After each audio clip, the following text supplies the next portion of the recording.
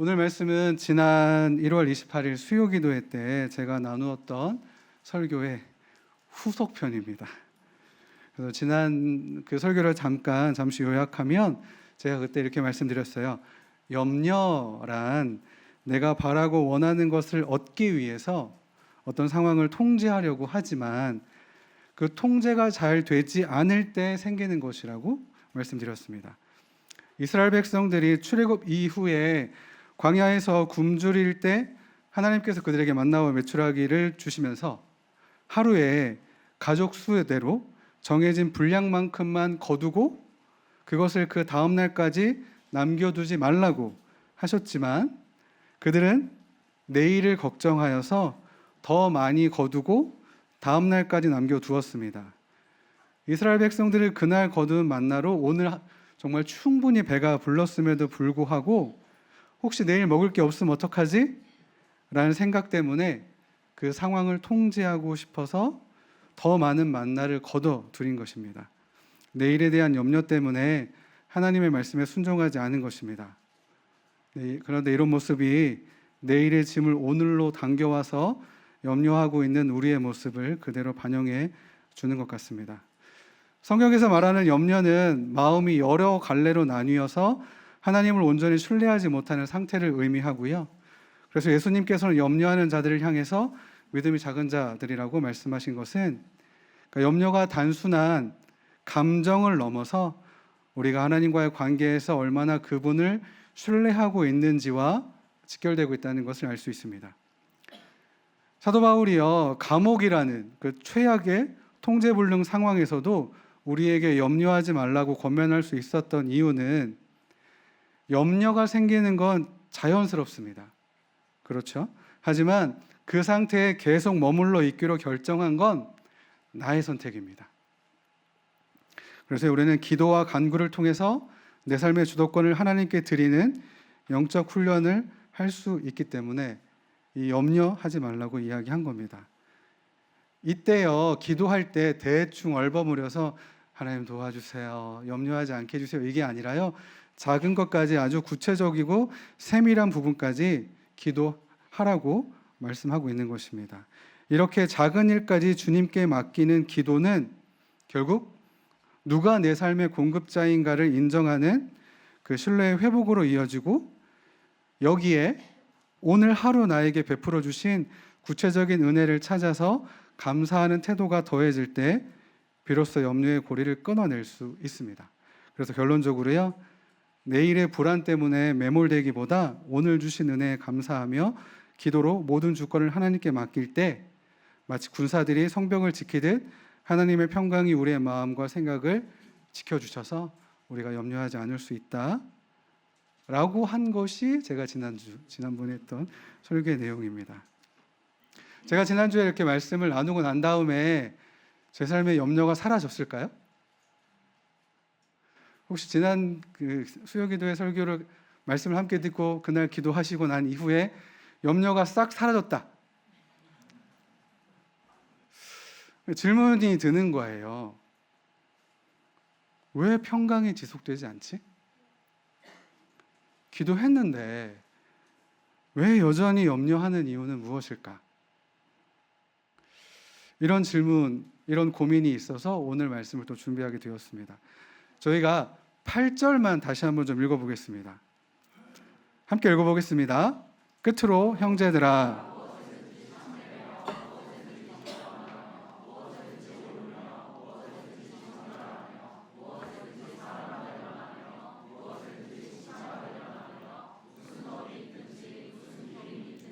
이것들을 생각하라.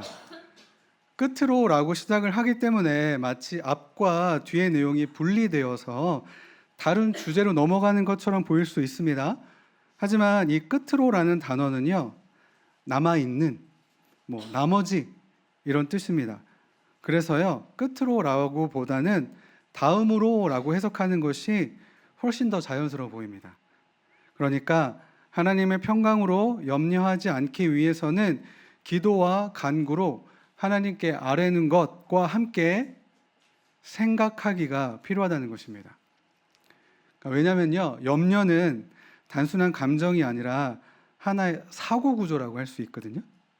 그러니까 앞에서 말씀드린 것처럼 욕구가 충족되지 않으면 그 욕구를 채우기 위해서 상황을 통제하려고 하지만 원하는 대로 되지 않을 때 염려가 시작된다고 했습니다. 그런데 이런 염려는 단순히 불안을 느끼게 하는 것에서 그치는 게 아니라요, 우리의 생각을 왜곡시킵니다. 자, 한번 생각해 보세요. 염려하고 불안할 때 어떤 생각들이 떠오르시잖아요. 무언가 그 상황을 좀 어떻게 해보시려고, 통제해 보려고 여러 가지 생각을 하시잖아요. 그 생각들이 염려와 불안을 감소시키시던가요? 아니면 오히려 또 다른 염려를 낳아서 불안을 더 가중시키고 있지는 않으십니까? 그 염려와 불안 가운데 하고 있던 생각들이 나와 이웃을 존중하고 사랑하고 귀한 존재로 인정하게 하십니까? 아니면 가치 없고 부족하다고 믿게 하고 시기와 질투로 미움과 원망을 품게 하십니까? 염려와 불안을 통해서 하나님을 더욱 신뢰하며 기도하는 훈련을 하게 된다는 것을 알긴 아는데, 그 시간을 통해서 믿음이 성장한다고 느껴지십니까? 생각되어 주십니까? 아니면 여전히 나는 믿음이 부족한 사람이야 라고 좀 부정적인 생각, 절망 가운데 있으십니까? 염려와 불안이요, 우리를 덮칠 때 사람의 뇌가요, 스스로 보호하기 위해서 그 방어 기제라는 걸 작동하는데, 그게 뭐냐면 평소보다 훨씬 더 부정적이고 편향된 사고를 합니다. 그러니까 최악을 생각하게 하는 거예요. 그래야 내가 덜 충격받으니까, 덜 아프니까. 그러니까 이런 거를 인지적 오류라고 합니다. 입시생들, 우리 학생들 한번 시험에 실수하면 혹시 그런 생각하지 않으세요? 앞으로 계속 시험마다 난 망칠 거야. 잘 못 보고 올 거야. 그러면 내 인생은 끝나. 이번 실패로 내 인생 완전히 망한 것 같아. 취업 준비하시는 분들 몇 번의 실패 때문에 자기 자신을 쓸모없는 존재라고 생각하시고 뭘 해도 안 되는구나. 난 정말 필요 없는 사람이구나. 혹시 우리 청년들 중에 아직 혼자이셔서 내가 매력이 없나? 누구도 날 좋아해 주지 않는 것 같아. 나를 바라보는 저 눈빛들이 비웃음인 것 같고 나를 싫어하는 게 틀림없어. 혹시 우리 이렇게 어르신들, 네, 자녀가 있으신 분들, 자녀들이 연락이 좀 뜸하면 애들이 날 귀찮게 생각하나? 내가 애들한테 짐인가? 네.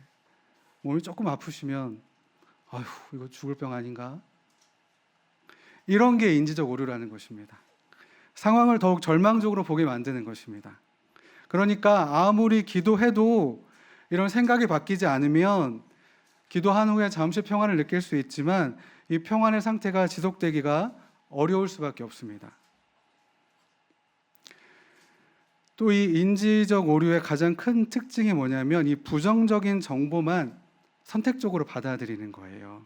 그래서 바울이 말한 이 8절에 그런 것들을 생각하라라는 건 뭐냐면, 그런 앞에서 말한 덕목들 합쳐서 총 8가지인데요. 그런 덕목들을 통해서 이 인식의 필터를 교체하는 작업을 했다라고 볼 수 있습니다. 그러니까 생각하다라는 이 단어의 뜻이 뭐냐면 단순히 사고 이상의 어떤 의미를 담고 있는데, 깊이 생각하다, 적절히 강화하고 귀중하게 생각하다, 계산하다, 또 실제 삶의 선택과 행동으로 이어지도록 깊이 되새기다, 이런 뜻이 있습니다. 저희가 읽었던 8절의 그 덕목들은요, 당시 상황에서도 윤리적으로 도덕적으로 되게 멋지다라고 할 만한 것들이었는데, 바울이 일부러 이것을 가지고 와서 그 문화 가운데 살고 있는 사람들에게 그런 것들이 지금 너희가 살고 있는 세상 속에서도 중요하고 가치 있는 것으로 여겨지지만 실제로 진리 안에서, 복음 안에서 다시금 새롭게 해석될 수 있어 라고 이야기해 주는 거거든요. 그게 뭐냐면 예수님의 성품입니다. 예수님이 참되시고 경건하시고 정결하시고 옳으시고 예수님 언제나 사랑받으시고 칭찬받을 만한 분이시죠. 그래서요, 염려하고 불안한 상황에서 계속 부정적인 생각으로 왜곡된 사고를 그대로 받아들이는 게 아니라 진리와 예수 그리스도의 성품에 비추어서 다시 계산하듯 살펴보고 그리스도인다운 삶의 방식을 선택하기 위해 깊이 생각하라는 것이 8절의 의미입니다. 그래서요, 염려와 불안 때문에 실제와 다르게 과장되게 생각하게 될 때 진실한 참된 것 생각하시고요, 수치스럽고 가치 없게 만드는 생각이 들 때 존귀하며 경건한 것을 생각하시고, 억울하고 분노가 일어날 때 의롭고 옳은 것을 생각하셔야 하고, 부패하고 음란한 생각이 들 때 순결하고 정결한 것을, 시기와 질투로 미워하고 적대감이 들 때 기쁘고 유쾌하고 사랑받을 만한 것들을, 비난하고 헐뜯고 싶을 때 공정하고 공평하게 칭찬받을 만한 것을 생각하라고 사도 바울이 이야기하는 것입니다. 바울은요, 예수 그리스도의 기준으로 다시 계산하고 생각해서 염려가 머물 수 없는 사고 구조를 만들라고 말한 것입니다. 그리고 이어서요, 9절 상반절에 이렇게 이야기하거든요. 너희는 내게 배우고 받고 듣고 본 바를 행하라.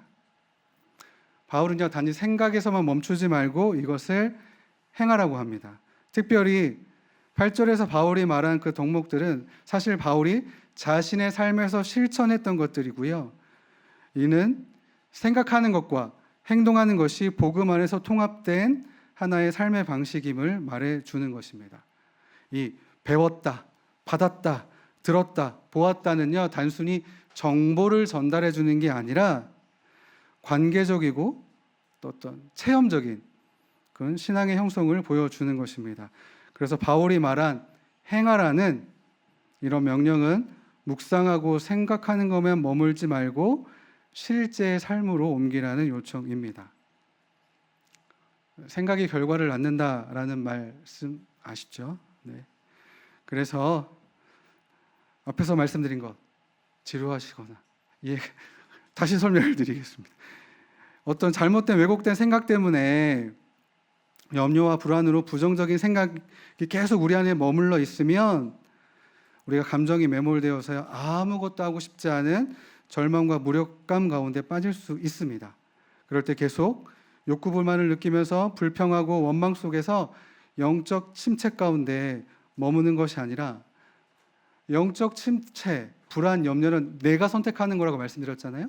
그냥 그런 곳에 머물러 있기를 선택하는 것이 아니라 오히려 이럴 때 다시 한번 우리의 삶의 주도권을 하나님께 드리고 아주 작은 것 하나까지 주님께 기도하면서 하나님을 신뢰하고 진리 안에서 나의 왜곡된 생각을 바로잡고 우리가 그동안 배우고 받고 들었고 본 바인 주님의 말씀에 순종하여 그것을 삶으로 살아내라는 것, 그것이 바울이 8절과 9절에서 이야기한 것입니다. 그렇게 하면 어떻게 된다고요? 9절 하반절만 같이 읽어보겠습니다. 그리하면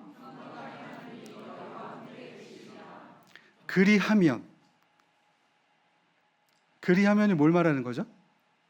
앞에 말한 거예요. 생각하고 행동하는 것. 그러면 평강의 하나님이 우리와 함께 하신다고 합니다. 근데 여기서 오해하시면 안 됩니다. 내가 잘해야 좋은 생각하고 좋은 행동하고 착하게 살아야 하나님이 나와 함께 하시는구나 라고 생각하시면 안 됩니다. 그건 잘못된 생각이십니다.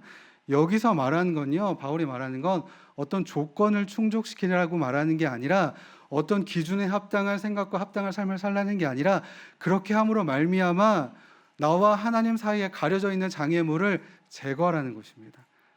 핵심은요, 멀어져 있고 가려져 있는 하나님과의 관계를 다시 회복하라는 것입니다. 엄청 덥네요, 이 앞에. 마태복음 14장 22절과 33절인데요. 제가 말씀을 찾지 않았는데 이미 아시는 말씀이에요. 예수님이 오병이어 기적을 일으키시고 난 이후에 사람들이 많이 쫓아오니까 제자들만 먼저 보내고 내가 이 무리들은 알아서 할게 하시고 제자들을 배 태워 보내신 다음에 산으로 올라가서 기도하셨습니다. 그리고 제자들은 배를 타고 가고 있어요. 근데 아주 새벽에 지칠 대로 지쳐서 지친 몸을 이끌고 배를 타고 가는데요. 힘들어 죽겠는데 바람이 불어서 풍랑이 일어서 배까지 흔들리기 시작합니다. 그런데 그때 예수님께서 제자들을 향해서 물 위를 걸어 오셨어요. 근데 몇몇 제자들은 예수님을 알아보지 못하고 유령이야 이러면서 막 무서워하고 있었거든요. 그러자 예수님께서 그들에게 뭐라고 하셨냐면 안심하라 나다 두려워하지 말아라 라고 하셨습니다. 베드로가요 그런 예수님을 보고 뭐라고 이야기하냐면 주님이시거든 나더러 물 위로 걸어서 주님께 오라고 명령해 달라고 이야기합니다. 그래서 예수님께서 뭐라고 하셨죠? 오라. 그랬더니 베드로가 배에서 내려서 물 위를 걸어서 예수님께로 갔습니다. 그 다음에 어떻게 되는지 아시죠? 베드로가 거센 바람을 보고 무서움에 사로잡혀서 결국 물에 빠져 들어가게 됩니다. 그때 베드로는요 주님 살려주십시오라고 외칩니다. 예수님께서 그 손을 내밀어서 그를 붙잡아 주시고 믿음이 적은 자여 왜 의심하였느냐 하시고 배에 함께 오르셨고요. 그러자 바람이 멈추었습니다. 베드로가 물 위를 걸을 수 있었던 건 왜죠? 베드로는요 그 상황에서 물 위를 걸어오시는 예수님만 봤고요. 예수님의 말씀에 순종해서 배에서 뛰어내렸습니다. 그리고 실제로 물 위를 걷기 시작했습니다. 그 바다가 잔잔한 바다인가요? 배가 흔들릴 정도로 파도가 치는 바다예요. 거기를 걸었습니다. 근데 파도가 치면서 무릎에 좀 차는 것 같고 엉덩이 좀 젖는 것 같고 물방울이 튀어서 얼굴에 좀 묻었나 보죠. 그랬더니 갑자기 파도를 보기 시작했습니다. 어떻게 되죠?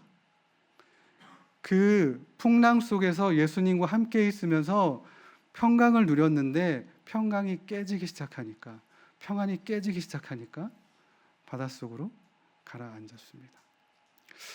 가라앉았는지 모르겠어요. 그냥 몸이 살짝 들어간 거였을 수 있는데 자기는 빠진다고 생각했을 수 있었을 것 같아요. 생각해 보니까.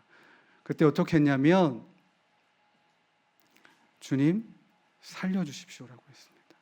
그럴 때 자신을 구원해 주시는 그 예수님의 팔을 보고 그 손을 붙잡고 배 위로 다시 올라갈 수 있었습니다. 베드로가요 파도를 보니까 자신을 이렇게 물방울이 좀 튀니까 야 이러다 나 죽는 거 아니야? 라는 부정적인 생각이 들어오기 시작하니까 절망적인 상황을 상상하기 시작하고 분명히 예수님과 평강을 누렸음에도 불구하고 그것이 깨지기 시작한 거였습니다. 하지만 베드로는 그 상황에서 예수님을 불렀죠. 이게 바로 사도 바울이 말한 이것들을 생각하고 행하라 라고 말한 것을 베드로의 이 모습에서 볼 수 있습니다. 베드로처럼 이 파도에 휩쓸려서 바다에 꼬르륵 빠져 들어가는 것 같을 수 있지만 풍랑과 같은 불안한 현실은 여전히 할 수 있지만 그렇지만 베드로가 처음에 예수님을 바라봤던 것처럼 시선을 예수님께 고정하고 예수님의 말씀에 순종해서 바다를 걸었던 것처럼 우리는 그 주의 말씀에 순종하여서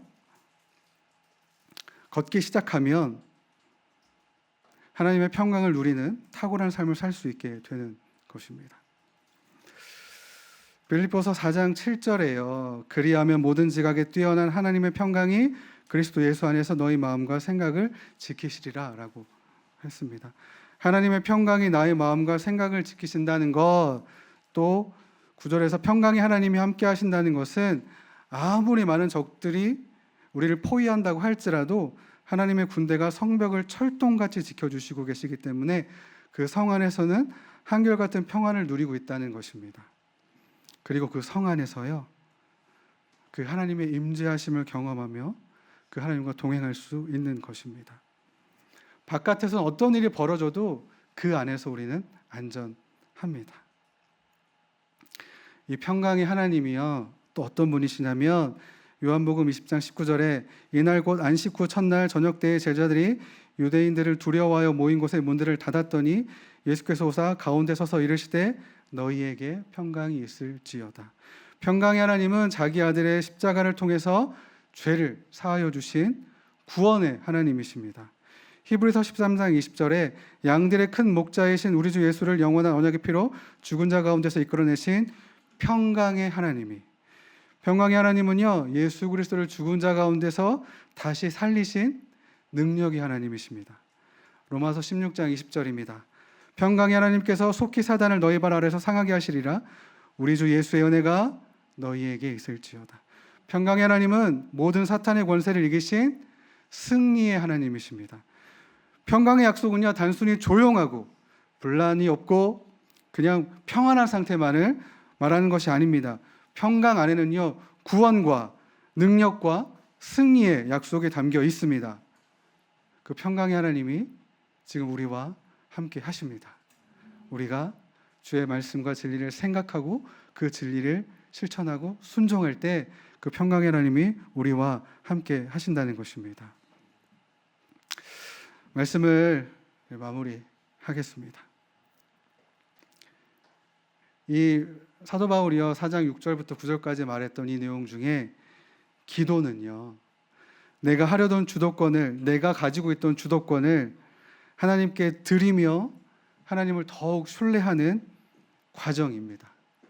그리고 감사는 십자가를 근거로 예수님이 우리의 내일을 책임지신다는 것을 신뢰하며 내가 지금 겪고 있는 일이 모든 것을 주관하시는 하나님의 계획 안에 있음을 인정하는 것입니다.